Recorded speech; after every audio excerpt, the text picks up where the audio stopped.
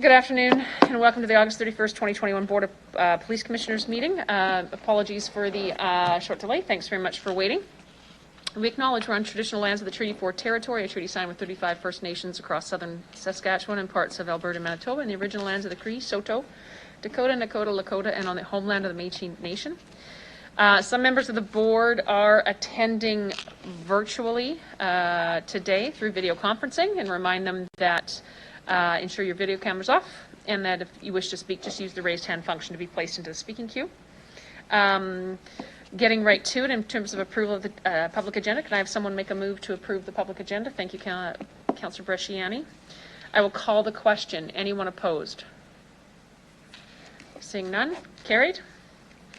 Can I have someone make a motion to approve the minutes from the meeting held on July 27th, 2021? Thank you, Commissioner Thompson. Any errors or omission? Seeing none, I'll call the question. Any opposed? Our first report is P021-31, which is a school resource officer presentation. And Chief, I'm going to ask if you would mind introducing the report and the folks you've got here. Great. Thank you very much, Mayor Masters, and good afternoon to members of the Board of Police Commissioners. I'm quite happy to have Sergeant Jared Korchinski with us this afternoon. And Sergeant Korchinski, who's a second generation police officer, I might add. His father was a member with our police service as well. Jared is going to walk us through the school resource officer presentation. This is just another opportunity for us, as we do each and every month, to highlight and show you some of the work that happens within the organization. There's a lot of different divisions, sections, units, and departments within the Regina Police Service, and highlight a little bit of the work that they do. Our school resource officer program is something that I think has been talked about actually a fair bit over the last year. And this is really a great opportunity for us to talk about the work that they do. It's incredible work each and every day in our schools with our students and our teachers and administrators as well. And I'm going to turn it over now to Sergeant Korchinski to walk us through this presentation. Thanks, Jared.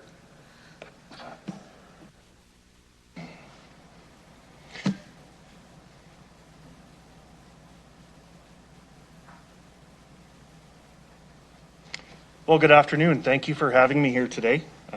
As Chief Bray said, my name is Jared Korchinski, and I am the Sergeant in charge of the School Resource Program at the Regina Police Service. The School Resource Program, or the SRO program for short, is nearing its 75th year in existence. The Regina Police Service has had a presence in Regina schools since 1949.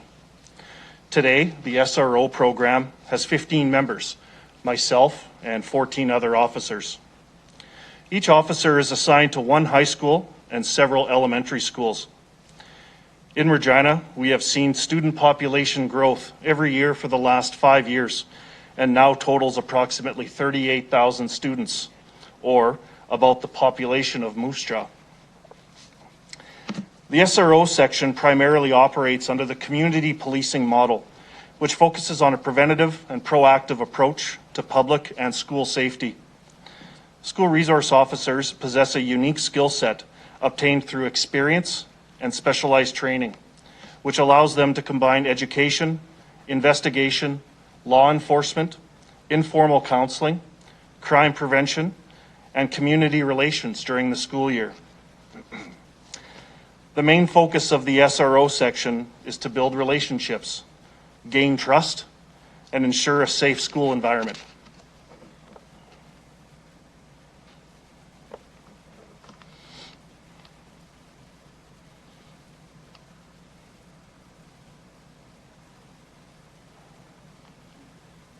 There we go.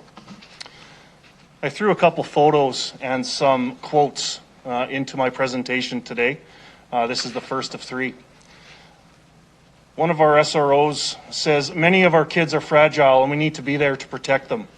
In this position, you've built a relationship not only with the students, but the staff and the parents, the whole community. You really feel like you're having an impact on people."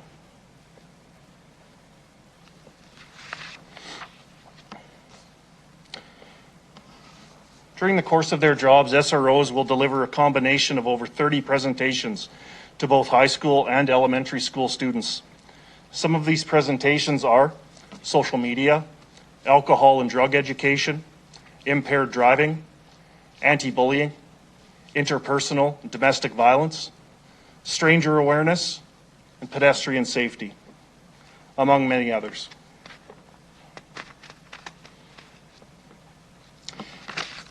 Here's another photo and a quote from a teacher at a Regina school. It says, "We try a variety of things that maybe wouldn't work in a mainstream classroom, and sometimes those things don't work out. And lo and behold, you'll have Constable AJ show up at opportune moments, and you can kind of breathe a sigh of relief because a kid that you weren't getting to, AJ will get to them."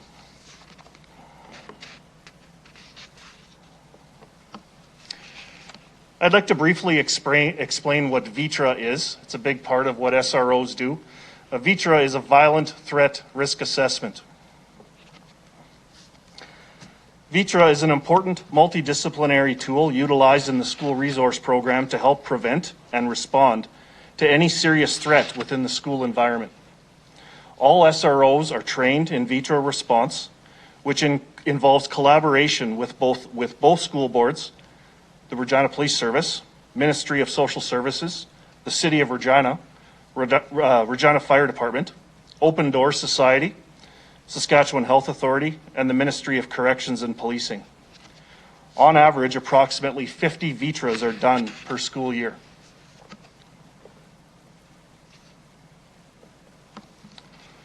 Some other notable programs that SROs are involved with are the CAA Safety Patrol, school sporting events, Cop Shop, Law, Public Safety and Security, or LPSS for short, positive ticketing initiatives, Day of Pink Rally, and our Spring Breakout Summer Patrol.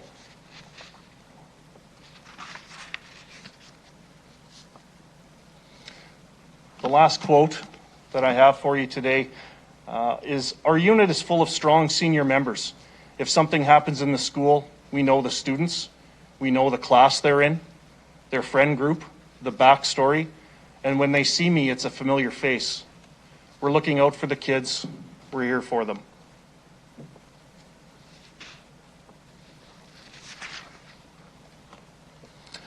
A recently implemented program that I'd like to speak with you about is the Scott Police Academy. Scott Police Academy is now entering its second year in existence. It is currently the only program of its kind in Canada and is designed to attract motivated students from all parts of the public school division who are interested in the field of law enforcement.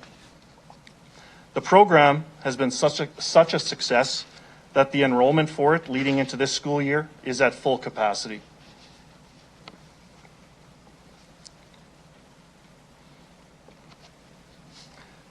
Like everyone, this last year has seen its fair share of challenges, and the SRO program is no different. Some of these challenges have resulted in some recent notable developments. First off, our redeployment to patrol during school closures. Over the last year, SROs were redeployed to the front line to augment the patrol officer numbers during both school closures and also during the summer months when school was off. Our officers have had to juggle many different responsibilities during these times. Number two, the Black and Sask initiatives. The Regina Police Service has been working with representatives of the Black community in Regina in an effort to help all students and families feel comfortable with the presence of police officers in schools. New initiatives are already being implemented, including changes to presentations, informational posters, informational videos, and new policies involving student and families who are new to Canada being introduced to their SROs. We are continuing to work in this area and look forward to productive changes that may occur. Last notable development is the recently announced SRO program review by the Regina Public School Board. Work in this area is continuing, and the SRO section remains committed to its long-standing, high-quality work being done in Regina schools.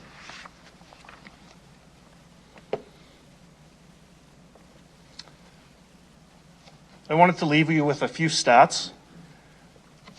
These stats are based on a 3-year average, and they represent 1 year of Total presentations being 551, events 215, lockdown drills 176, mediations or meetings 497, police reports 1,405, and files with criminal code charges 72.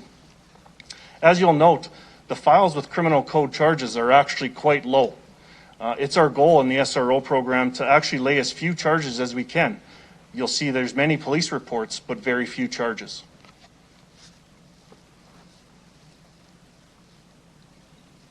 Lastly, I'd like to leave you with a video that I believe encompasses the amazing work that SROs do on a daily basis and is the reason why I feel blessed to be part of this section.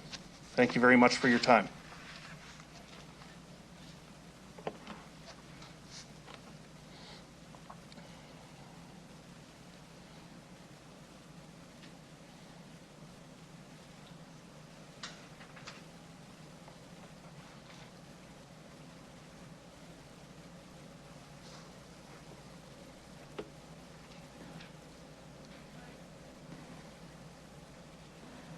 Could you try clicking on it again, please? Pardon Could you me? try clicking on the screen? Yeah.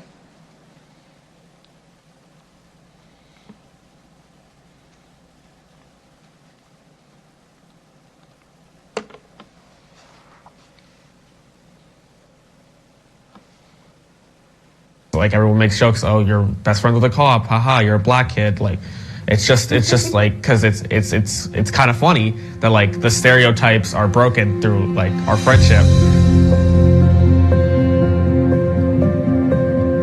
She's that extra voice, that extra, I have Mama Bear on my shirt, she's a Mama Bear in the school. She's able to put kids in a position for them to use their agency to make better choices. And as a mom, what more can I ask for? With the state of various social factors in our community, like we have a lot of challenges. It's really difficult to be proactive all the time. But I find that within the school section, we have the ability that we're in at an early age. There's kindergarten teachers that want to have us there for presentations or reading books, or community schools that say come play floor hockey with some of our kids over the noon hour. Like those are great opportunities for us to connect with those kids, for them to see us just as people. This is our job, but when we're not doing our job, we can do fun things with them. Joke around with them, make them feel special. So with the SRO program, we definitely have that ability to make those early connections. Resource officers are supposed to be there as our resource, as our help. And in order for us to be able to utilize them properly, you have to put them where they're needed, and they're needed in the schools. This is coming from a parent who sees the difference between having a resource officer in a school and not. If somebody feels like they're being sexually harassed or assaulted or ridiculed in some way, that's like not okay. Or even like thinking of things like suicide and depression and like mental health. Those are all things that the resource officer could deal with. And to find the resources to help you when they can't. Mm-hmm. Resource officers not only have the training to help in difficult situations and unsafe situations, but they have the ability to make bonds so that they can teach kids the truth, that they are wanted, needed, loved, appreciated, valued, and that they can do hard things. We have the same intentions and goals as families, parents, teachers, people who care about these young people, in that we want to see them grow up healthy and happy, learn some good skills. Should there be a situation that we're involved with where they've gotten themselves into trouble, is to say, I want to see ownership, and that even if they've made a bad choice that's kind of gotten them into hot water, I'm still on their team. It's like having an auntie there. It's like having just that sweet assurance that you're okay. No matter what, you're okay. Whether it's something you did wrong or whether it's something that someone did wrong to you, you're okay. We can always fix mistakes.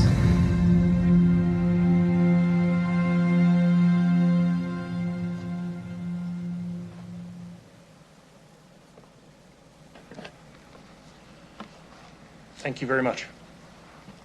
Thank you, Sergeant. Can I have someone put a motion to receive and file the report? Thank you, Councillor Bresciani. I'll take questions from the commission. Councillor Bresciani, please go ahead. Thank you. Thank you very much for the work that you do within our school system. Very much appreciated. So just if you can elaborate a little bit about the work that, when there is offenses, you said there was only 70, maybe it was 71, 72. So what is the, you know, if there is someone, say it's drug trafficking, or I know that just through people I know within the system, that there's been many cases or cases where the SRO has prevented trafficking, like they've been there because they've been on site to watch what's going on. So can you just give us a little bit more information about kind of what happens when that happens, when an SRO is there and kind of witnesses that, and then the next steps forward through the chair? I think because having SROs in schools and they've built that trust with students, that students feel comfortable approaching them. So in school, if somebody's doing something wrong or somebody sees another student doing something wrong, they're going to feel more comfortable approaching a school resource officer as opposed to not knowing who they should talk to. They've built that trust over years of seeing that officer in their schools, having the opportunity to speak with them, and seeing them as a normal person who can help them. So I think that in situations like that, it's our benefit to have those school resource officers in our schools to hopefully prevent those types of incidents from happening before they become blown up or too big. We also deal with other sections of the police service where information might be gained through that. They might ask a school resource officer to assist them when it comes to dealing with a child, so that it's not just a group of uniformed police officers coming in hot, I guess, and dealing with the child. They can do it in a more easier way, I guess is a good way to put it. Thank you. Yeah, I think the word was sensitivity around the whole situation. Through you, Madam Mayor. The other question I had was just in regards to, I know when the Black and Sask I had met with the chief and had made some conversations there with the organization. There was a conversation about newcomers that come here too that are somewhat, can be afraid of police officers. So I know that you've indicated there are some next steps coming forward in that regard. Can you elaborate, or is that still in the working stages through you, Madam Mayor? There are some things still in the works, but our initial plan is to, let's say a family comes into Canada, they're going to go take a tour of the school, they're going to see what the school, they're going to meet the teachers, meet the principal, that the SRO is part of that as well, so that they're seen as part of the admin staff of a school. They're there normally. They would have a little bit of introduction to the SRO program, what the program does. Hopefully being able to speak to the student and the families together, answer any questions, and hopefully that will help alleviate some of their fears from wherever they come from, and continue to work together. Thank you. And the last question, so do officers in schools, in some of the schools, still wear the uniforms, and or is it some in plain, or is it always in the uniform? We don't have a real standard. We've talked amongst ourselves as a group that we would like to see a mix of working in uniform and both working in plain clothes. I think for example, some of the high school students appreciate that the officers are working in plain clothes. They kind of fit in a little bit more. However, you go to a kindergarten or grade 1 class, they like to see the police officers in their uniform. So I think it just depends on the setting that we're going to. But the officers are certainly encouraged to keep that aspect in mind when they're deciding if they're going to go plain clothes or uniform. There is no set standard. I don't tell them what to wear on a daily basis. We kind of leave it up to better judgment. Okay, that's all I have. Thank you. Thank you, Councillor Brasciani. Commissioner Thompson. Yeah, I just have a question in regards to the Scott program, Police Academy program. I know it's only the second year, but I think it's also important to maintain some of those successes, as we follow through the program, as to identifying possibly Indigenous or visible minority groups that follow through to, at some point, become members of the police force here in the city. My second comment is that, is there seats that are designated for Indigenous kids or visible minorities? I don't think that there are seats designated for them. However, when choosing, for example, this year, I believe there were 25 spots that were open and there were well over 30 applicants. So keeping that in mind and having a variety of different backgrounds, different cultures, different areas of the city that are attracted to that program, that it wasn't just one particular group that was chosen. It was what's best for that student and who is going to get the most benefit out of it. You know, and when I say they have an interest in law enforcement, I don't necessarily mean that they're going to become police officers. They have an interest in law enforcement. And I think that that's important to note as well. We're not recruiting police officers. No. We're providing an environment where people that are interested in law enforcement can take their schooling with that perspective. Yeah, thank you.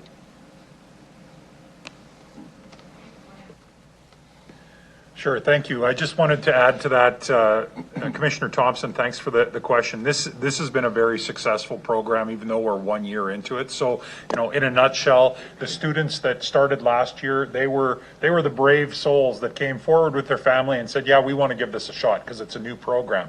Well, they've now moved into grade 10. And so a new group will be coming into grade 9. So within 4 years, we'll have students in grade 9, 10, 11, and 12 in the program. So you kind of move through the program with your group. I can tell you the majority of people that are in that initial class were from a diverse background, including Indigenous. Many of them were Indigenous. And having the benefit of not only going and speaking with them a couple of times, but speaking with them and their families at their graduation, it was outstanding. Their families, I had mothers and grandmothers coming up and saying to me, I can't even believe this is the same child. This youngster here was never going to school, was fighting with friends, was doing all this. And so the program really is about building good leaders. It's about that sense of belonging, that camaraderie, and it has really been beneficial. So when I talk to a lot of the students, I actually ask them specifically, do you have plans after graduation? And a lot of them talked about one wanted to go into the Army, one wanted to be a pilot, one wanted to be an engineer. So it's not like a group of necessarily budding police officers, although we'll never turn anybody away, but it's about just creating good leaders, good community members, and I'll tell you, going into year 2, we're quite optimistic about that program.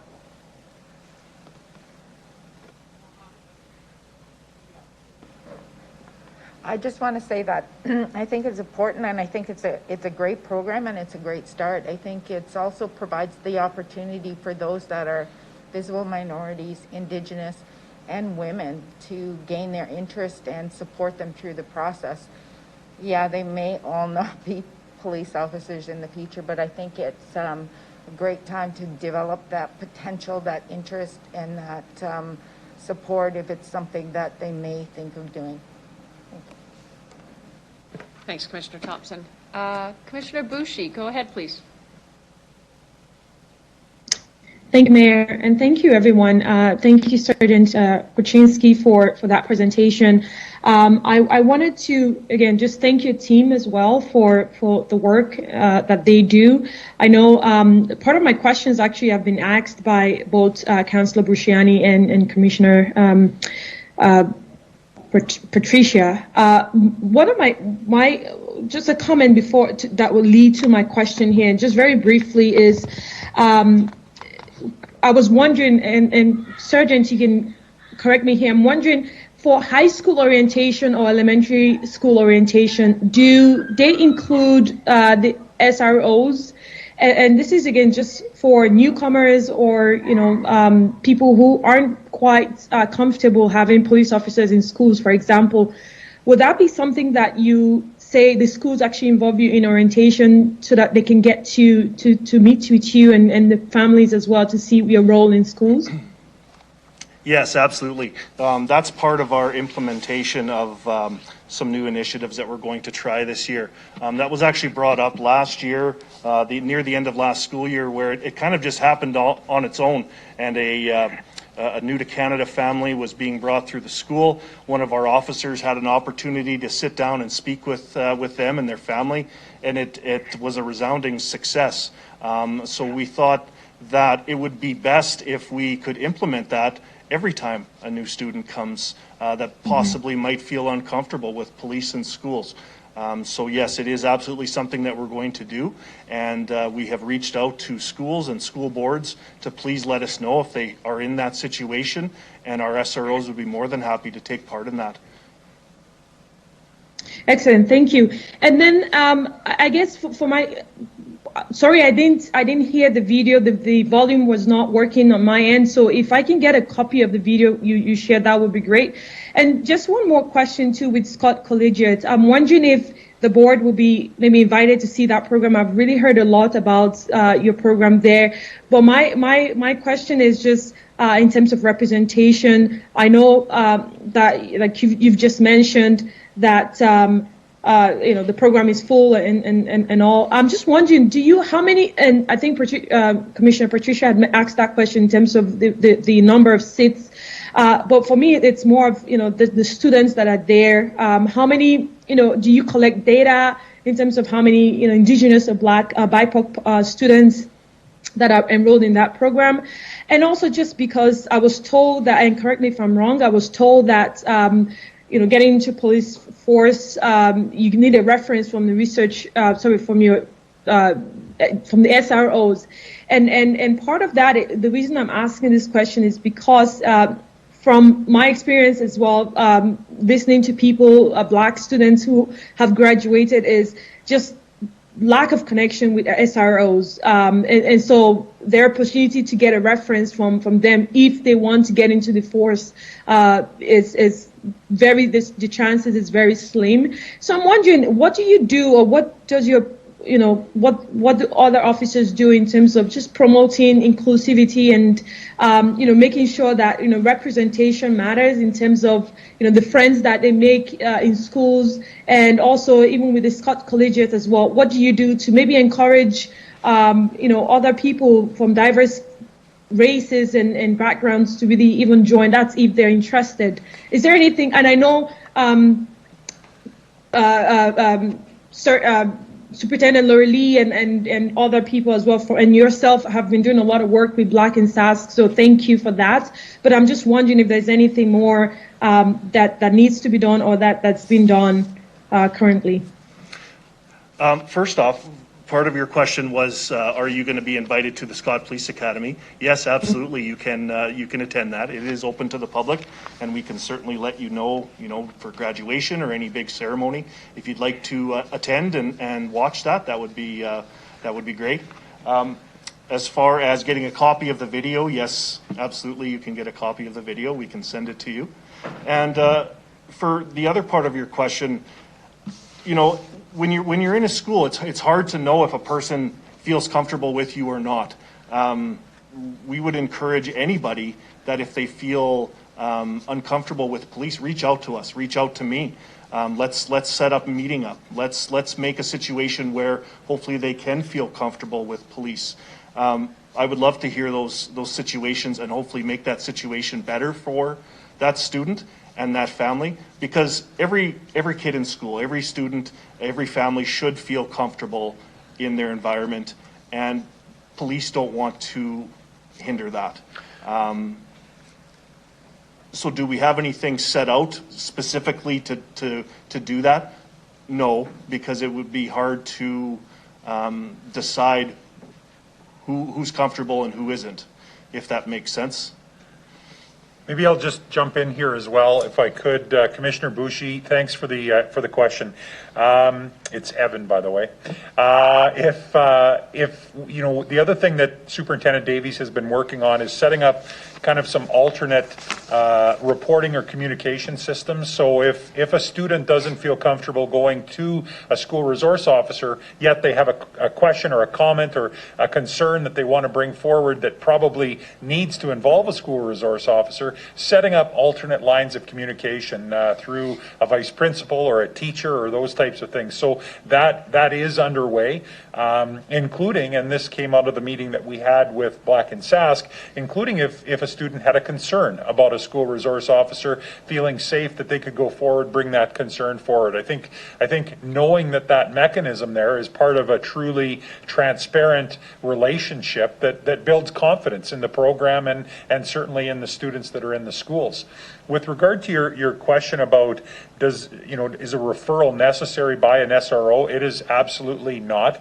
This program, I think it's important to really remember, this program is predominantly run by the public school system. So it's part of the public school system. We are a partner in it, and we can assist in some of the delivery of the classes, of the education. We're very much instrumental in that. But any data collection that's going to be done, Greg Enyon, with the director with the public school division, is definitely on top of that, and Jody, who's the teacher that's in charge of the program. And I know that they've been asked that question before about data collection, and I think it's really a situation where they want to get a year or two under their belts. It's a pretty new program. What are the percentages of people that are applying? Because I think really the intention behind the program is a couple of things. Number one, we want to make something available to everyone, that's inclusive of everyone, of every community, and certainly people that might not find themselves in a position where they would have thought they could get into a class that has a bit of a focus on justice, community safety, and well-being, and those types of things. So that's part one of this.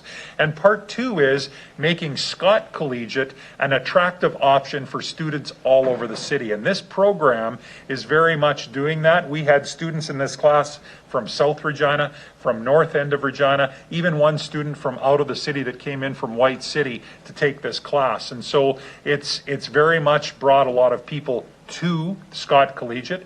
There's been some esprit de corps. The students that are part of the class have really felt like they were part of something special. And it's really, I think, given some leadership spotlight to students that normally might not find themselves in that position, which has been so good for their growth.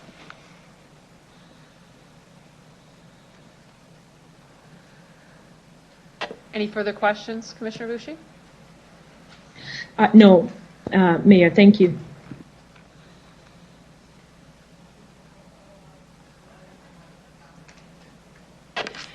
Seeing no other questions from the Commission, I just have a couple, Sergeant. If I look at your stats in terms of the SRO unit,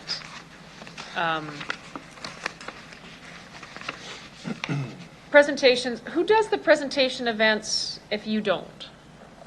Sorry, can you repeat that question? Well, I see that you say well over 30 types of presentations, 551 of them over the course of a few years. Mm-hmm. You've done 215 events. If you don't do those, who does those? So those stats are 1 year. That's Okay, 1 year all right. worth of numbers over a 3-year average. So each officer will do presentations within their schools depending on need. So certain schools will ask for some presentations. Certain schools, they'll do a few in a row. They'll do some of the pedestrian safety maybe to some of the younger grades. They'll do some of the drug and impaired driving education to some of the older grades in high school. So a lot of it depends on what the needs of the schools are, as opposed to if the SROs are not presenting those presentations, I don't know that they would get some of them, to be quite honest. Okay. In terms of mediations and meetings, and what I'm trying to get here a sense of is how many hours. Because when I do some simple math based upon a couple hours per, and which probably isn't fair for a police report at the end of the day, it's probably a little bit more than 2 hours. Like, the SRO unit seems to be spending about a month out of a 10-month school year. Like, there's a commitment of almost a month worth of solid work with the school boards. Is that, like, does that sound about right, over the spread out over the course of a 10-month school year? Yeah, it is spread out over the course. Those presentations, those types of events that I spoke about in my presentation, that's on top of their actual regular duties. So a lot of their time is spent on, mediating files, taking reports everywhere from someone got their bike stolen in the parking lot to one of the parents got into a car accident outside the school when they're picking up their child. So they're dealing with everything from A to Z. And then those presentations and those mediations, all of those other types of things, the events that I spoke of, that's on top of their regular duties. Okay, understood. Thank you very much. And I'm going to ask a very simplistic question. Is an SRO unit a type of proactive policing? Yes, it is. Thank you. Thank you very much for your presentation. Most appreciated. You're welcome.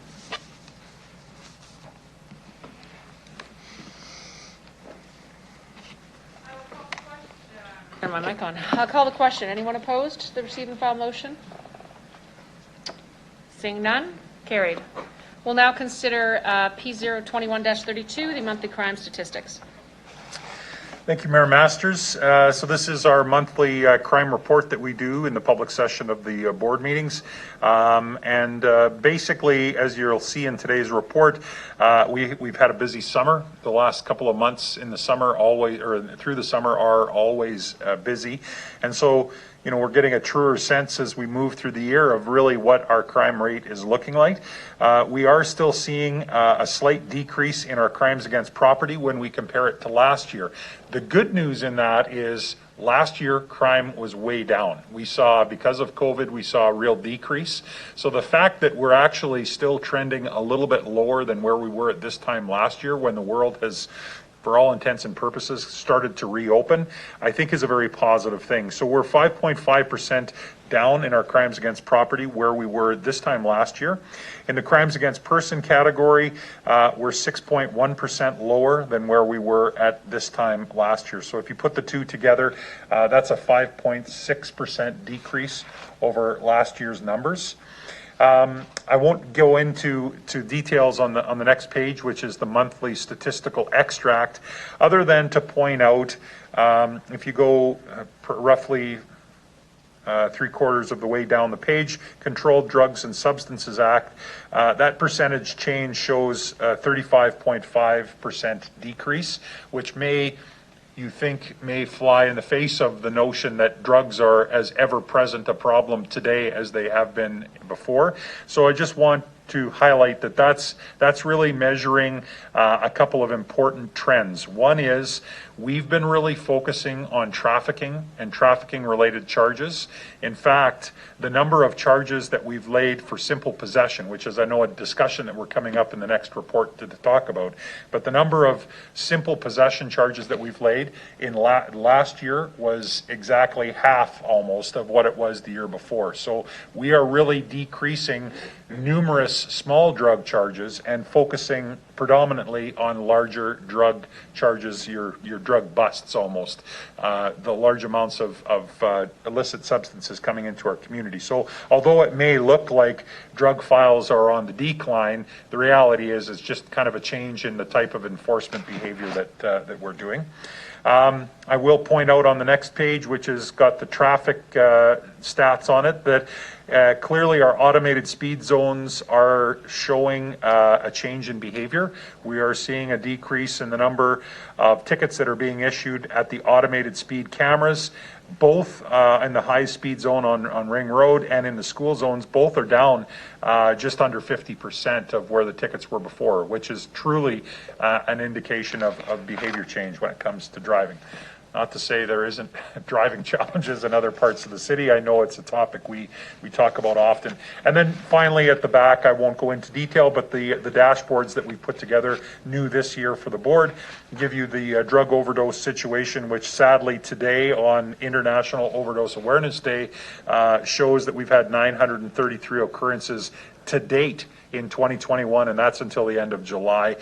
72 of those were drug-related overdose deaths. So still a real challenge when it comes to drugs and the effects of drugs in our community. And then the breakdown on the next page and a half of the more social-related calls, domestics, missing people, COVID tickets are captured there. And then we also talk about suicides and traffic stops on there as well. So that's the traffic and the statistic report for the month. I'm happy to answer any questions that anyone might have. Thank you, Chief. Any questions from the commission? Sorry?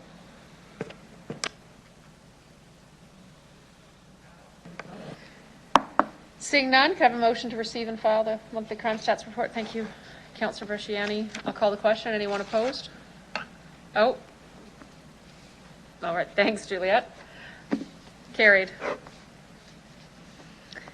Next is PO21-33, a motion from Councillor Andrew Stevens and Commissioner Juliette Boucher regarding decriminalization of simple possession. We have delegations relative to this motion. Just one moment, please. I'll check.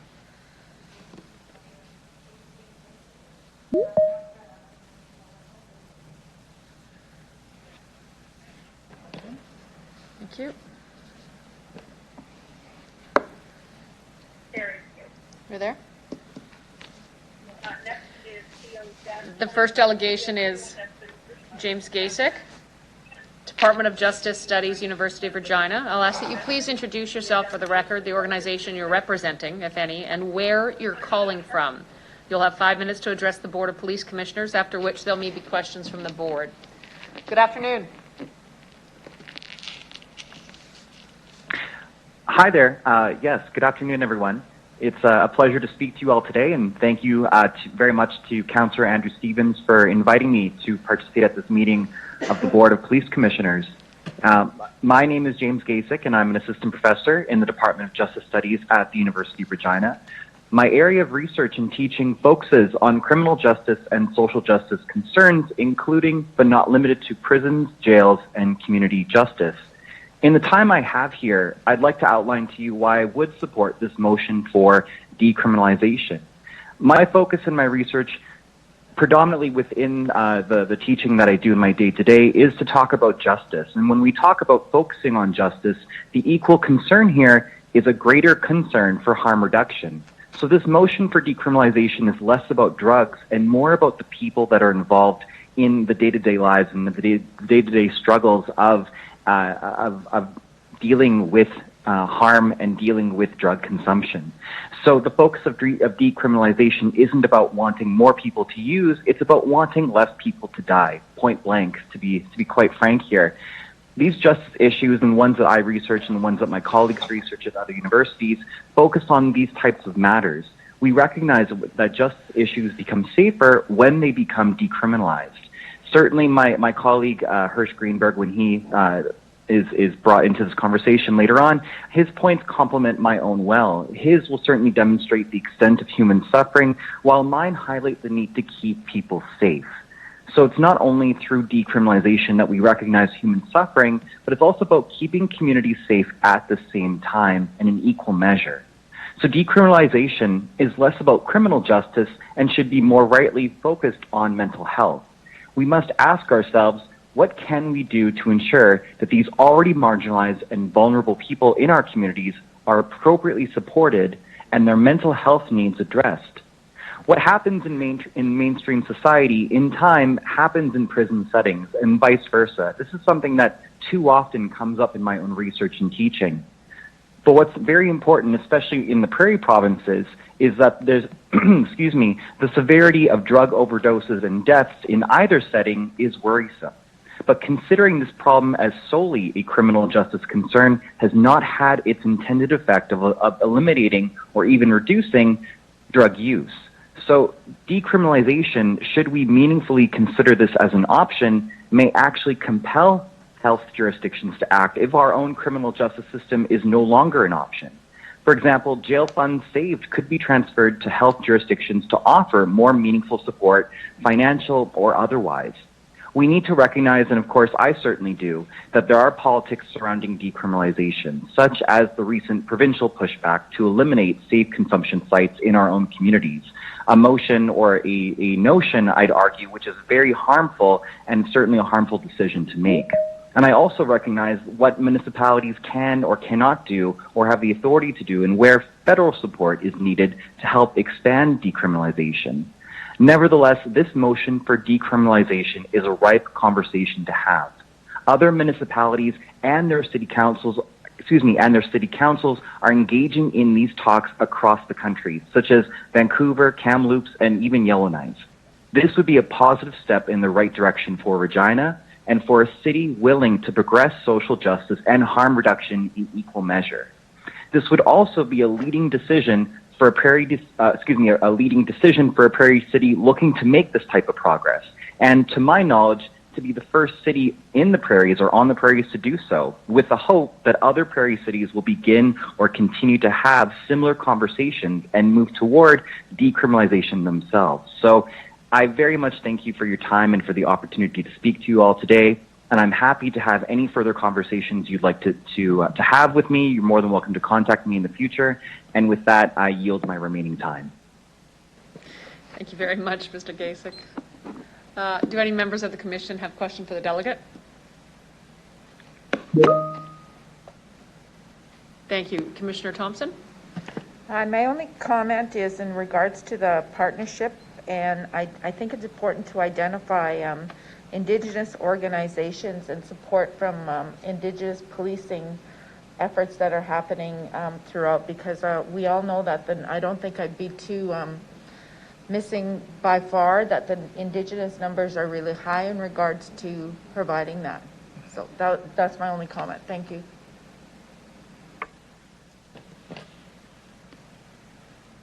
Thank you.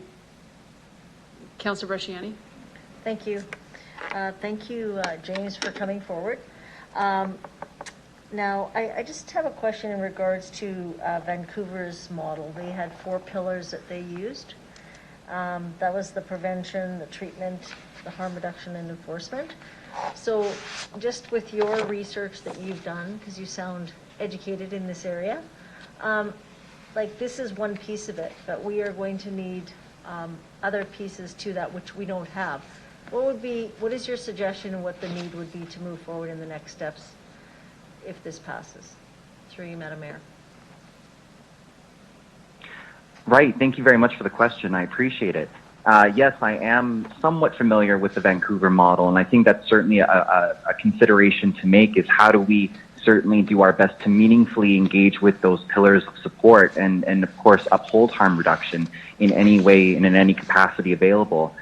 Certainly, as I've already indicated, perhaps if there was a way in which we could transfer funds from jails to health jurisdictions, that might be a way forward. But of course, there might be more educated experts who have a better understanding of what that would look like. My only focus here is to recognize that decriminalization, both in theory and practice, is very important.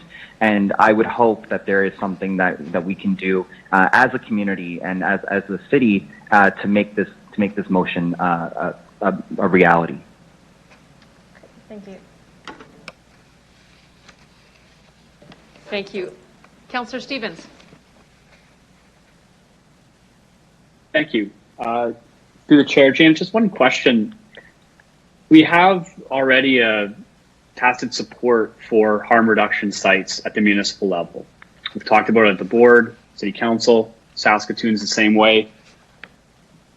I'm hearing that that's not enough. Could you maybe be a bit more precise as to where the decriminalization argument fits in to advancing safe consumption sites and harm reduction? And do you think that currently, even though we've supported the harm reduction centers in Regina, that decriminalization actually continues to create obstacles for people accessing those services? Yes, great question, Councillor. Thank you. I think in terms of the ongoing and the existing resources available, those are wonderful, and I'm happy to see that happen. However, I think there's always the case to be made that you know, especially when we do talk about decriminalization, and perhaps this is something that speaks to more public perceptions of drug use and drug consumption, is that too often we only focus on drug users as addicts and not as people. And I think we get caught up in perhaps semantic wordplay of whether these individuals are responsible or deserve treatment. And I don't think that really helps these individuals in the long run. These are individuals who are vulnerable, who are already marginalized.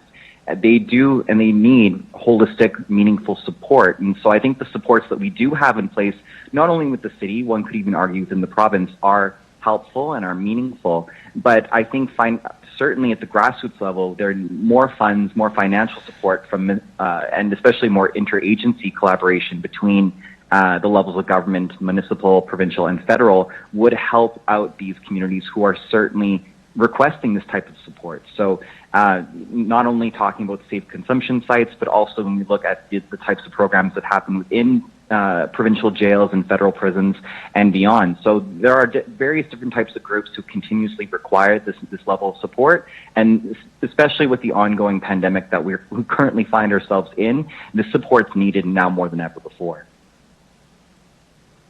Thank you. That's all I have. Thank you, Councillor Stevens. Seeing no further questions from the board, thank you very much for your presentation this afternoon, Mr. Gasiuk, and ask that you please leave the meeting. Thank you very much for your time.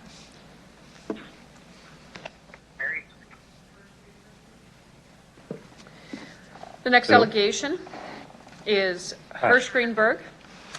Could you please introduce yourself for the record, the organization you're representing, if any, and where you're calling from? And you'll have 5 minutes to address the Board of Police Commissioners, after which there may be questions to you from the board. Good afternoon. Good afternoon, and thank you for inviting me. I'm a former crisis worker, worked at Mobile Crisis Services, and I was a professor at the Department of Justice Studies for 20 years, and worked at a tribal council for 5 years, and was a consultant on establishing emergency intervention strategy for youth. I don't represent anyone today. I'm retired, but I have a keen interest in the area as a practitioner. So I guess the critical question is, it practical and advisable to decriminalize the illicit use of substances by end users? And I think this is a very good question. And an often heard argument is that the illicit use of substances for personal use should be a health issue and not a criminal justice one. That treatment and not punishment should be the primary driver, and care should be in a medical facility and not an incarceral one. In my 30 years of experience as a social worker, I think it's unconscionable to single out individuals for punishment who suffer from an addiction or those comorbid with a mental disorder. And I think we have some choices to make. Yet the health system bus seems to fail to pick up the addiction passengers that require medical services, and the criminal justice system bus is not too far behind and becomes the default option. And we know that the record of non-drug use compliance after a sentence is served is not encouraging, as a community follow-up and best practices may be unavailable. And we know in Saskatchewan, is up to 93% of provincial offenders are identified as having a substance abuse problem, from anywhere between mild and severe. We need to ensure that the requisite medical services are in place, from detoxification, addressing medical issues arising from prolonged substance abuse or addictions, a rehabilitation approach that is interprofessional and collaborative. There is collateral damage, however, and ignoring that end users are forced to feed their habit largely by offending because there is an absence of comprehensive addiction health strategy, one that is affordable, available, and accessible, is an ostrich approach to problem solving. Yet, should not those who commit a crime, regardless of mitigating circumstances, be held accountable? And that's a reasonable question to ask. But the extent to which substance abuse and criminal behavior are linked increases dramatically with the severity of offenders' problems. Ergo, one must consider the addict crime victim domino effect when thinking about decriminalization. The availability of drugs in prisons, though being addressed, leaves little hope that lives are turned around upon release. When there is a disproportionate number of people of color, particularly in Saskatchewan, folks from Indigenous nations, who are incarcerated because of substance abuse, use or misuse, and related crimes, seems unconscionable to me. Both addictions and crime are symptoms of a deeper social malaise, racism, poverty, hopelessness. We must recognize that individuals must be held accountable for the actions, for their behavior, but our community also has a responsibility for creating an environment of healing versus punishment. A starting point is the decriminalization of illicit drugs by the end users. But a larger, more comprehensive, evidence-based strategy must eventually tie to decriminalization. Decriminalization may actually compel health jurisdictions to act if the old criminal justice system bus is no longer an option. Carceral funds should and could be transferred to the health jurisdiction. 3 principles to consider: interrupt the addictive behavior, prevent further addictive behaviors by incorporating best practices, and then change the norm. Everyone deserves to be treated with respect and dignity, so finally we must recognize that addictive individuals are more than just their addictions. We have failed them before their addiction. Let us not fail them again. While simply decriminalizing the illicit use of drugs will not alone dissuade folks from addictive behaviors and heal the harm to individual users, their families, and their communities, it is, in my mind and my experience, a very positive step.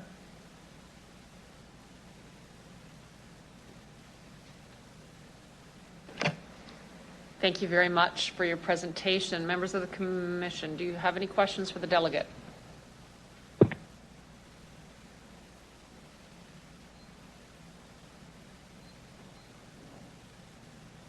Councilor Bresciani. Thank you. Thank you for coming forward today.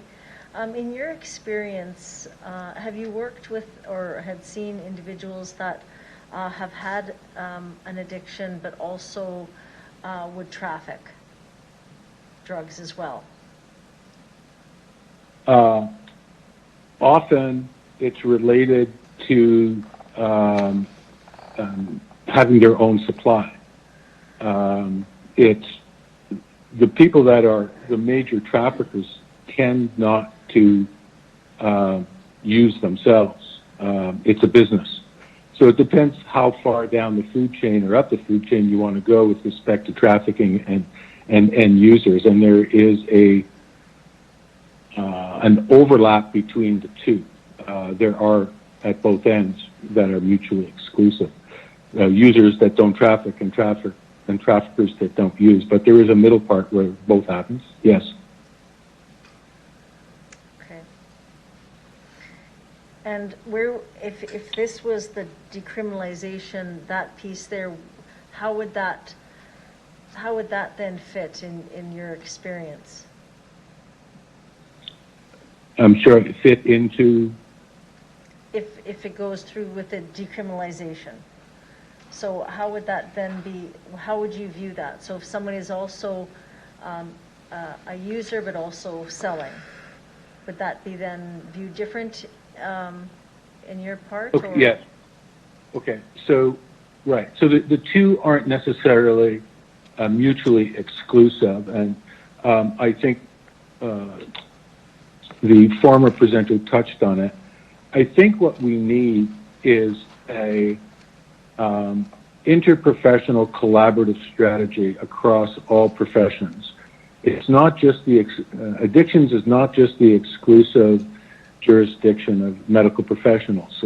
Police are involved, corrections, and so on and so forth.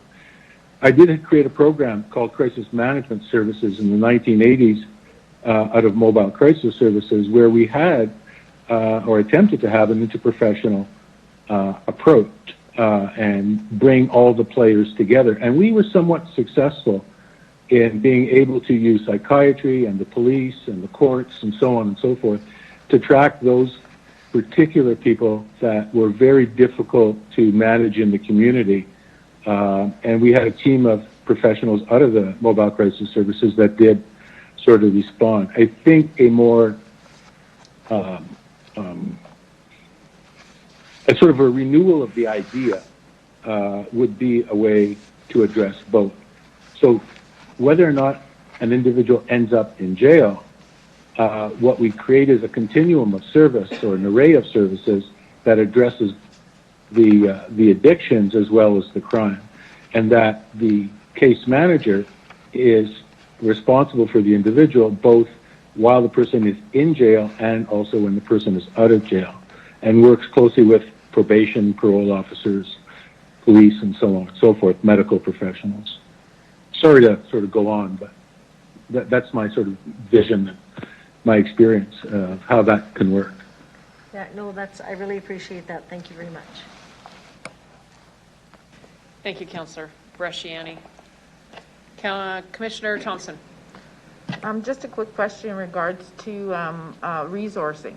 I know that part of the process, will the research or will it extend to looking at the impact of resources to different and prioritizing those resources to support this, the decriminalization? So just wondering.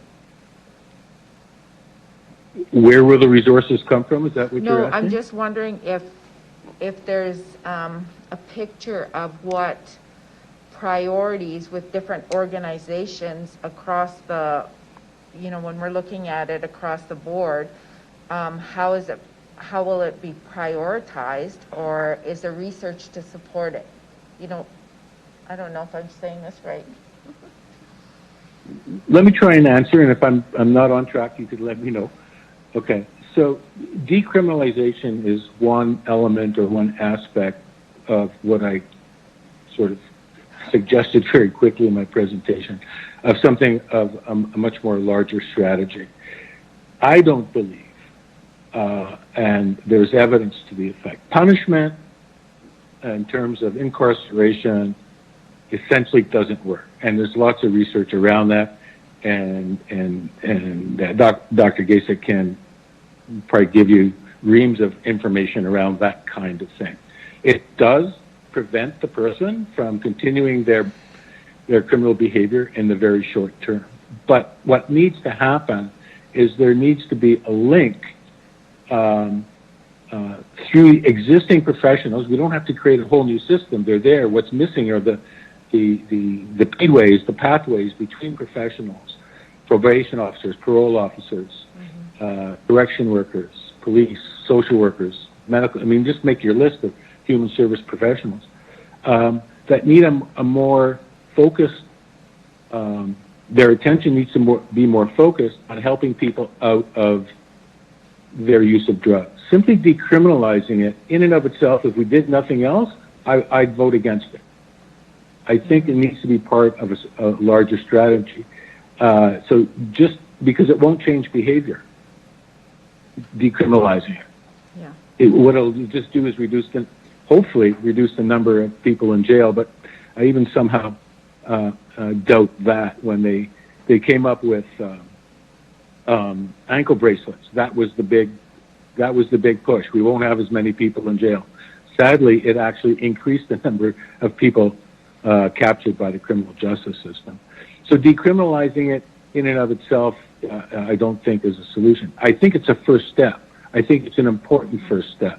I think it's a platform to discuss and have the conversation about what the overall strategy should be. Things like harm reduction and so on. What we're looking at is a rehabilitation kind of approach versus a one-stop shop, fix kind of thing. So I don't know if that's answering your question or not. Actually, it has answered my question. Thank you very much, Mr. Greenberg. You're welcome. Well, thank you very much. I have no other questions from the Board of Police Commissioners. I'll thank you very much for your presentation this afternoon, Mr. Greenberg, and ask that you please leave the meeting. Okay, thank you. Kind of approach versus a one-stop shop, quick kind of. The next delegation is Michael Park. I'll ask that you please introduce yourself for the record, the organization you're representing, if any, and where you're calling from. You'll have 5 minutes to address the Board of Police Commissioners, after which there may be questions for you from the board. Good afternoon. Good afternoon. My name is Michael Parker, Executive Director with the Nanaimo Friendship Center. And I'm in my office in Regina. I'm here to speak in favor of the resolution. You may be aware that in May this year, we opened the first and only overdose prevention site in Regina. And we currently have an exemption to operate this overdose prevention site where we have supervised consumption until the end of September 2022. And we're currently awaiting a funding decision from Regina around funding support for these services. In terms of the resolution, one of the things, the benefits, we see being sort of on the ground with the decriminalization of simple possession. One is that there's still a fear of arrest or surveillance from police from people who might benefit from accessing our services. And the way the exemption operates is that it's exemption from the criminal code, but it's within our walls. So hypothetically, somebody standing outside could be charged with simple possession for waiting to access it and come into the service. And while we know that Regina Police Service is not doing that, that it could happen, and there's that awareness and perception that's there, and that's not going to just go away anytime soon. So it's one thing that could benefit some of the barriers to access some of our services. Definitely, we strongly affirm, treating this as a public health issue rather than simply a justice issue. Another sort of potential benefit is with other community agencies, we're in a bind when it comes to taking on a harm reduction approach. For example, in shelters and different housing services, for them to say, you may use illicit substances in the building, they can't say that. And so what it does is it pushes people outside of the shelters and into the streets. And this is something that's happened, within the last couple of months that I'm aware of, where there has been someone who was staying in a shelter and ended up having an overdose in front of the shelter. And so, again, we want to encourage people to never use alone, right? And so there's some potential benefit to freeing up other community agencies that aren't necessarily dedicated supervised consumption sites or overdose prevention sites to have a bit more flexibility. And I think that, and the other thing I wanted to add was that we certainly will be willing to participate, partner in any sort of, examination of this going forward.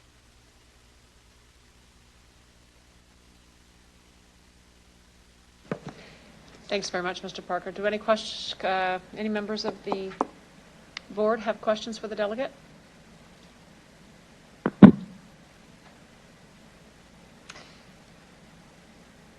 Go ahead, Commissioner Boucher. Thank you, Madam Mayor. Parker, Michael, I just have a question with your organization. Do you have numbers in terms of how many people use access your facility? Yeah. So in May, which is the first month, and we were only open for a couple of weeks, we had 11 supervised consumptions. June, 36. In July, we had 67. I don't have my August numbers yet. They're still open right now. Okay, thank you. That's all. And that is not the only service that's provided. That's the number of supervised consumptions.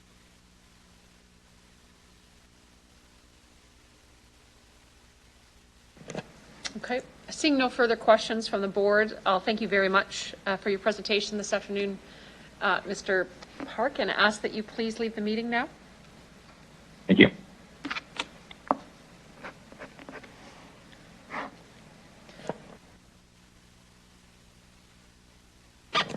Councillor Stevens, could I ask that you please introduce the motion? You bet. So through the chair, I'll just kind of get right to the point here in terms of what we're looking for in this motion. Basically, it's setting up a partnership between the Board of Police Commissioners and the Regina Police Service with the City of Regina, the Health Authority, experts like we've heard from today and others, the appropriate community organizations engaged in harm reduction. And that goes without saying that Indigenous organizations and community groups and users would be part of this dialogue to examine the feasibility of decriminalization of simple illicit drug possession through a community wellness and public health lens. The avenue to pursue decriminalization is Section 56 and 56.1 of the Controlled Drugs and Substances Act, and it would essentially permit us to apply through the federal government for localized decriminalization. So there's a whole mechanism set up there. Should it pass, it's also presumed that the police and ideally the partner, the City of Regina and others, would work with our counterparts in Saskatoon, where they have already passed a similar motion.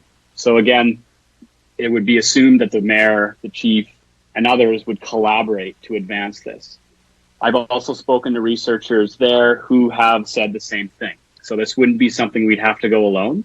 We could already partner and share resources under a similar jurisdictional umbrella with similar stats in terms of who's the most negatively affected by criminalization and addictions in our province. So I think this is something that we could go along with. And essentially the two cities represent about half the population. Other elements being asked for, and this is the specifics, that after the consultation, recommendations and implications specific to decriminalization would come back to a public meeting in Q1 of 2022. If the chief and others are concerned about the deadline, we can discuss that. I would ask that he and the leadership team just say so. But this, again, would be a shared report with executive committee and city council. So this has to be something we do together. And from there, depending on the recommendations, we would then pursue avenues through existing mechanisms, either through health or with the federal ministries that I've already mentioned. The final element of this is actually studying specifically the implications of providing a safe drug supply in Regina to address the addictions crisis and the number of overdoses in our community. In the motion itself, I've kind of laid out the background. We know that the Canadian Association of Chiefs of Police have already moved along the street criminalization pathway. We know that the Public Prosecution Service of Canada has really requested that there's a backing away of prosecution for simple drug possession, except for the most serious manifestations of the offense. We know that Vancouver has developed a framework. I think we can do better than Vancouver. The Vancouver report and submission to the federal government highlights the shortfalls, and those shortfalls are actually addressed by the community. I think we can do a better job than Vancouver and show some leadership, and we'll be one of several municipalities going down this road. The other question might be the politics of it. Well, we know that just 3% of Canadians, according to national polls, support their provincial government's approach and say that they're doing a very good job in dealing with drug use and addiction. So overall, about a quarter are saying okay. About half of Canadians are saying provinces are not doing a good job. So the status quo is not working. We also know that Regina and Saskatoon, nearly 3/4 of residents say the problem is worsening where they live. That's the highest in Canada. That supersedes Vancouver, which has a tendency of getting a grip on these issues. Saskatoon and Regina, based on what residents are saying, are suggesting that the opioid crisis, the addictions crisis, is the worst in Canada in these two cities. I think that's important. So I think there is a movement and growing popularity of the decriminalization for all the reasons that we've heard. It is part of a solution. It's not the end goal, but it's an important part. So again, I'm asking for the Commission's support to start this discussion, to engage with the community, and ultimately to partner with the City of Regina and hopefully get a package together that we could then submit to the federal government under Section 56.1 of the Controlled Drugs and Substances Act. So I look forward to what other members of the Commission have to say, and certainly the Chief, if there are any errors or corrections that need to be made in terms of what I've said, I welcome the discussion. Thank you. Stay on the line for a second, Councillor Stevens. Keep your camera on. I'm going to flip it to Chief to comment on the motion before opening up to the board. I just need to know if you're open to a friendly amendment. On point number 1, you said the Chief of Police in partnership with the City of Regina prepare a report, et cetera, et cetera. The Board of Police Commissioners cannot commit the City of Regina to anything, so I just need to strike out what's I appreciate the spirit of what you're saying we want to enter into, but we got to strike it out in order to kind of make it legit here for what the Police Commission is authorized to do.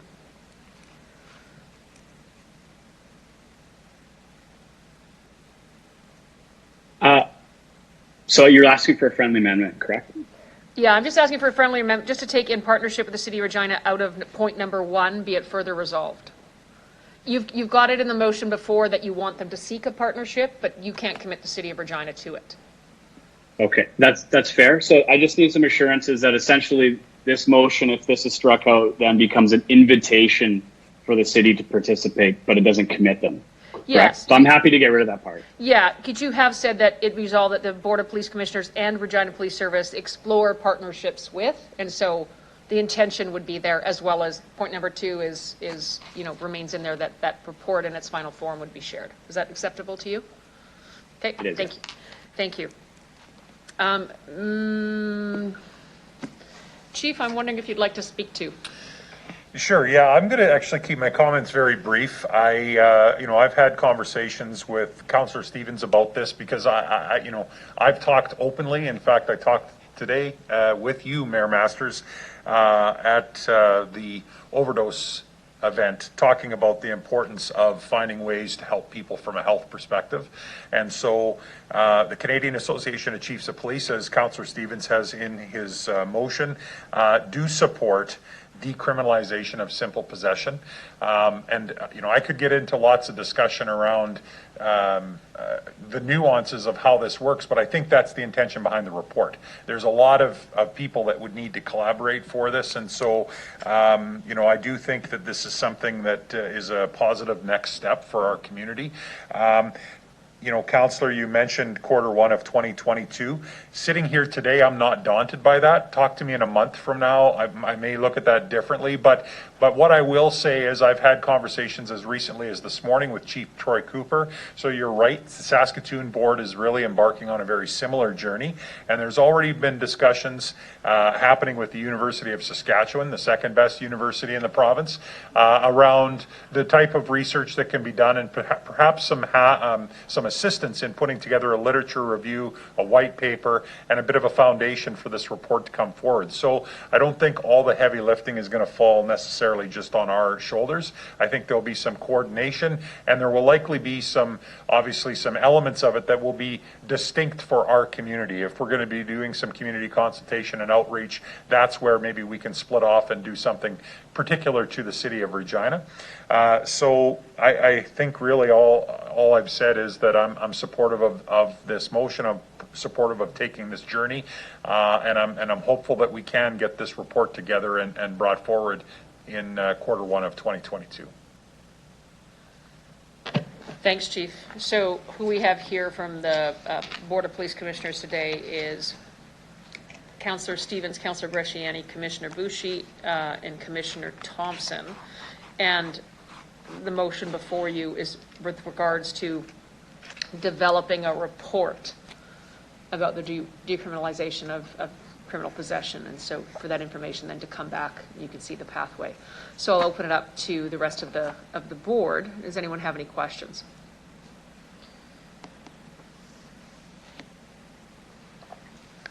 I was making eye contact with you. Go ahead, Councillor Bresciani. So I would like some clarity, I guess. So I understand that, so right now, Chief, and you've spoken to it earlier, that if there is someone with possession that may have an addiction, you're really not focusing on the small, you're focusing on the large bus. Can you just elaborate a little bit? And I understood that was almost a focus a year ago or 2 years ago, that you're not, that was kind of the intent. Can you just elaborate for me, please? For sure. So I'll say a couple of things. We every night, every single night, we have someone in the custody of our officers who possesses an amount of drugs that would qualify for simple possession, personal possession under the CDSA. And every night, our officers do not lay charges on the people that they find in possession. Not every time, but it does happen on a daily basis. In fact, in 2021, Deputy Chief Ray and Amy Belfer were able to pull some numbers. In 2021, we laid 172 personal possession charges for the whole year in the city of Regina, as compared to 393 in 2020, which I would venture to guess is actually a lot lower than 2019 and before. So the reality is we don't charge a lot of people with simple possession as it is right now. And there's a variety of reasons, some of which Councillor Stevens talked about with some direction from federal prosecutors with regard to looking at seriousness of the offense. Now, a lot of times when I say we don't lay a charge, it may be a case where we've arrested someone who was in a stolen auto and just committed robbery, for example. We make the arrest, and when we get the cells and we search them, we find a small amount of drugs on their person. So they're still getting charged with other offenses, other serious offenses that they might have been involved in, but not with the possession of those drugs, right? And so what doesn't exist right now, and what I venture to say is going to be a very big part of this work going forward, is the ability for police to compel someone to get into support service through a health lens, as opposed to the only option we have now is to essentially put an extra charge on the charge sheet and hope that somehow through, whether it's incarceration or through the system, they maybe find themselves in drug treatment court or something like that. If police had a way, like we do under the Mental Health Act, to compel people not to cells, but to get the medical help that they need, the addiction support that they need, all of those types of things, I think that would really be a step in the right direction. And that's really going to be a lot of the work, I would imagine, that is going to go into a positive path forward in this discussion. Okay, that's good.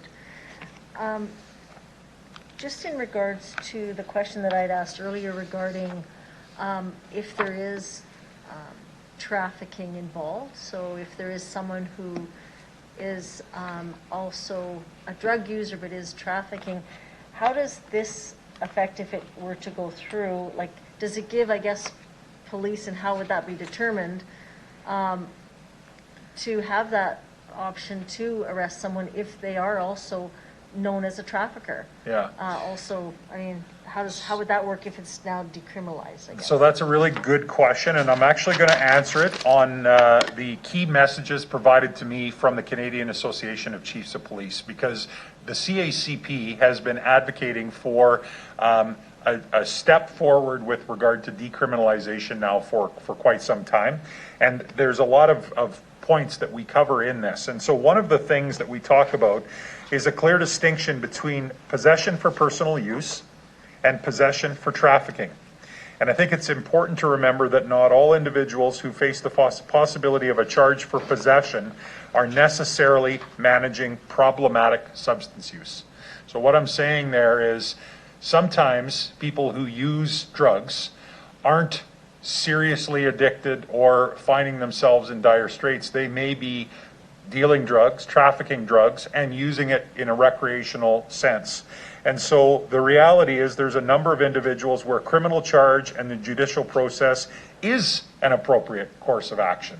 And so I think when you're getting into decriminalization, it comes down to, and again, this is a very broad topic, but what you're hearing from police is if you can provide us with a pathway to health for those people that are truly addicted, truly have substance use disorder, and need health help, not police help, please provide us with that path.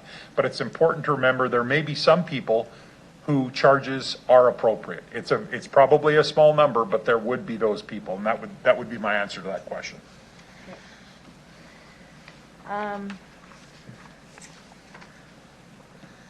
So I guess one of the other, and this could be for Councillor Stevens, you'd indicated that this would be, we would go to engagement with the organizations. I would like to know, though, who are you seeking, like what organizations would you be looking at that this would, and then I guess that would be through maybe what Saskatoon has done. But looking at those organizations, you've indicated the public. Does that mean the general public, or what does that look like? And then I guess the last piece is how do we then enter into the discussion of needing the other levels of government? So if it's justice, if it's health, like, is that part of this discussion too, or does that come later? Because I think we all get that we need other levels of government and we need them at the table, but when does that happen? Does it happen during this, or we heard from the speaker before that at one time they actually had an advisory, or not an advisory, but some kind of group that came together that actually focused on this. And we've talked about this before at the board. So how does that work with connecting the next, because we need the other levels of government to be here, because we just can't, this is only one element of it.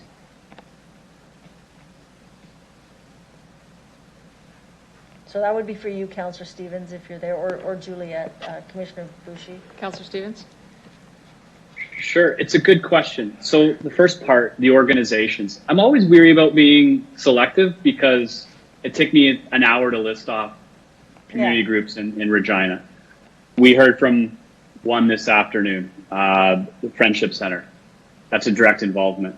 Patricia had recognized Indigenous organizations. I don't think there's an Indigenous organization in Regina that in some capacity is not dealing with this particular issue. So I don't want to be prescriptive, but I would say that if you have a harm reduction service or supports, whether it's Narcotics Anonymous, any organization that's trying to provide support to people who are using, I would say that they would be an eligible candidate.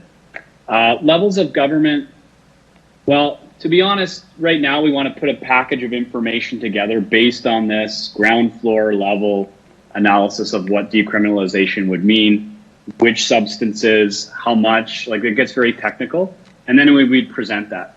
I mentioned the Sask Health Authority because you have to include them if you're going to talk about the public health lens. It gets a bit choppy if you're talking about the politicians at that level. The only politicians I'm really identifying explicitly would be the federal government because that's where we would go. But we would put this information together, this report, and then that would be what we use to engage with other levels of government. So I do leave it up to the experts, the police chief and others to identify the organizations. We've already heard from some. And then their capacity has a list of groups that we could engage in. But I don't want to be too prescriptive. And again, the questions you were asking Chief Bray around, trafficking and possession, that again would be something that would be brought up for discussion, as well as the actual schedule of drugs that we would be talking about and why. Okay. So there's been others that have indicated that, also mental health also goes with addictions as well. So would that be also, or in organizations that would delve into, that would be consulted? I think that's because I think that can go hand in hand as well.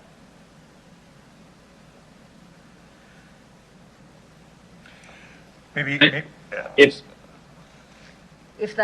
ahead, whoever was going to talk. No, I was just going to say, I think that's going to be part of the report. I think the report is going to flush out the people that we need to engage. If we're going to go down this path, we need to understand what the implications would be. That's what the report to me is going to flush out.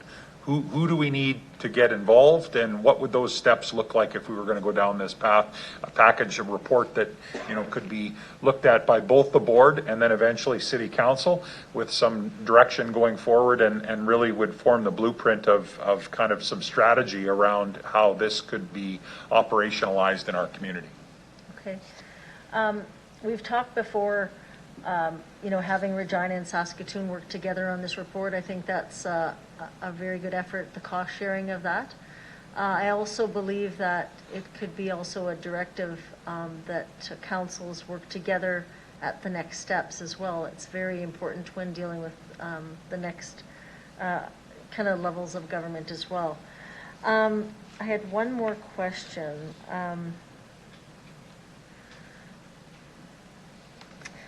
And that was just in regards to,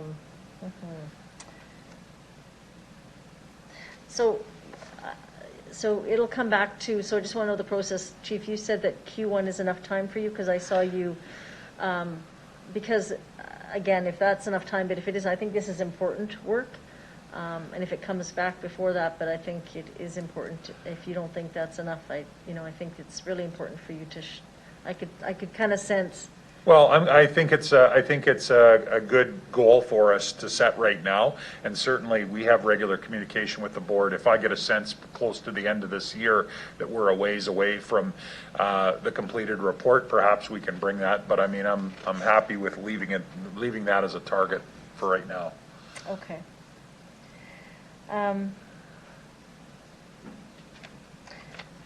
I'll leave it there for now, I think. I understand and I appreciate, I think there would be, this is the last question, just in regards to the report, do we see that there'd be savings in resources and dollars? Like, would that be part of this report that would come forward as well because that would be very important as we take it to the next level of government. Kind of that's what they seem to look at, and that would be something that I think is important. Would that be included in this report as well? Sure. Yeah. So I do think, there's two ways to look at that. I mean, number one, you heard me say we're not laying a lot of possession charges now. This is very similar to the discussion we had around possession of marijuana. With legalization, Chief, did this save you a lot of money? The reality is it's not really going to be an actual cost saving. I think, though, we can all agree that if you were able to do something that helped people get healthy, not find themselves vulnerable to crime or committing crime, the cost savings are exponential. And so I don't know how easy that will be. There may be some work out there, some studies out there that really quantify that value, that cost benefit analysis, and I think that will be something that we will at least discuss in the report. I can't promise you I'm going to have a chart in there that shows you how much money we'll save, but I would say safe to say that's really foundational to this type of report. Yeah, just to further on that, I think it's also, saving lives, number one, right? That's, it's about people. But also the second piece, and I think when I read about the Netherlands and Portugal and all Australia and all these, there was a save in resources for police could do other work. Right. Because it then was, on to the health rather than enforcement was one of the pieces that I think is absolutely, I think that's come out in all the other reports for sure. Thank you. Okay, that's all I have. Thank you. Thank you, Councillor Bresciani. Commissioner Boucher.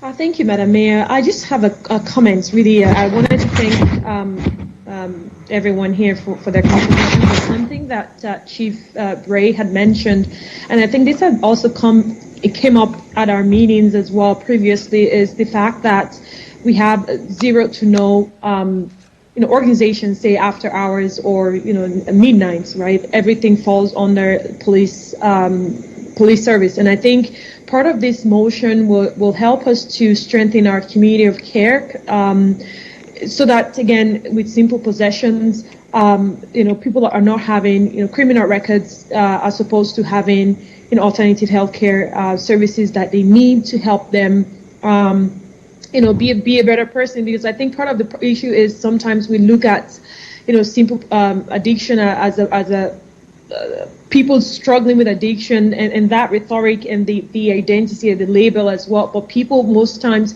with simple possession are working class people with families and kids and just regular people. And I think if this motion passes, I'm really looking forward to how we can have a collaboration service in Regina, especially with different organizations and different stakeholders, especially the people who are mostly impacted by this.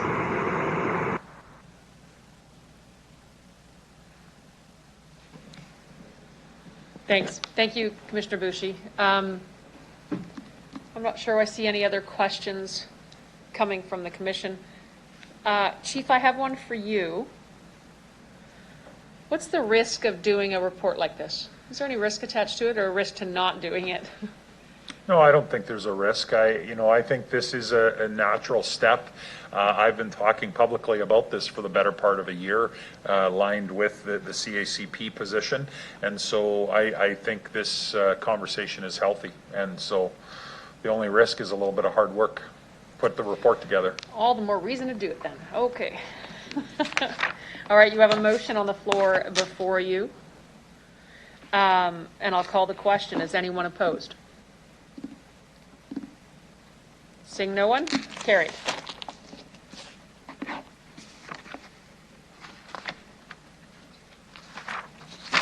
I need a resolution for private session. Can I have someone make a motion for private session? Thank you, Commissioner Thompson. We're going to recess for 15 minutes. Let's be honest, it's going to be 20. And we'll come back at 5 after 4 o'clock.